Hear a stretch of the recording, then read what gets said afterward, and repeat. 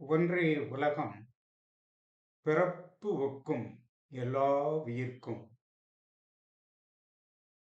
இன்று இந்திய நன்னாட்டின் தேசிய கொடி மூவண்ண கொடி. தேசிய சின்னம் அசோகத்தூண்.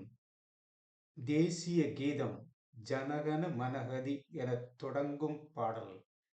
தேசிய விலங்கு புலி.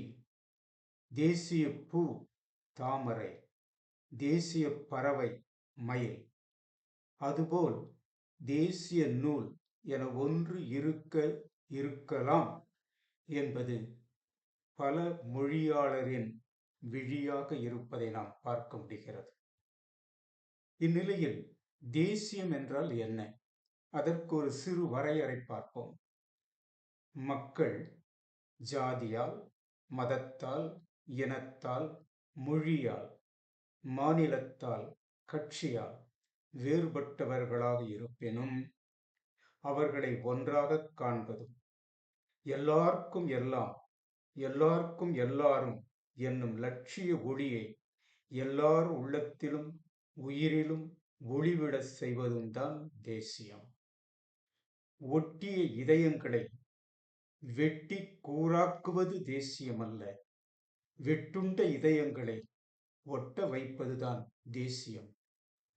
தான் உயர இன்னொருவர் முதுகு வேண்டும் என நினைப்பது தேசியம் அல்ல, ஒருவர் உயர இன்னொருவர் தாமே தம் முதுகை உதவுவதுதான் தேசியம். ஆனால் உதவும் முதுகு உடைபடக்கூடாது, உதவி உதவி வளையவும் கூடாது. ஏணிகள் ஏணிகளாகவே இருக்க வேண்டும், ஏறுபவர் ஏறுபவராகவே இருக்க வேண்டும் என்பது தேசியம் அல்ல.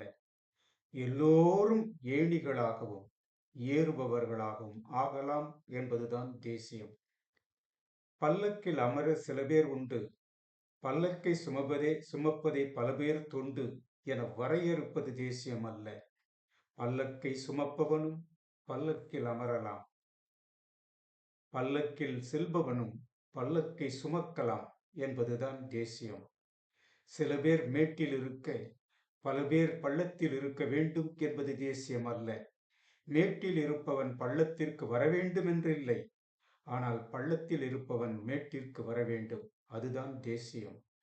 கொலை, கொள்ளை, லஞ்சம், வஞ்சம் இவற்றை அரியணை ஏற்றுவது தேசியம் அல்ல, உண்மை, உழைப்பு இவற்றை அரியணை ஏற்றுவது தேசியம். இந்த உயர்ந்த நிலைக்கு வழிகாட்டுவது எதுவோ அதுவே தேசிய நூல்.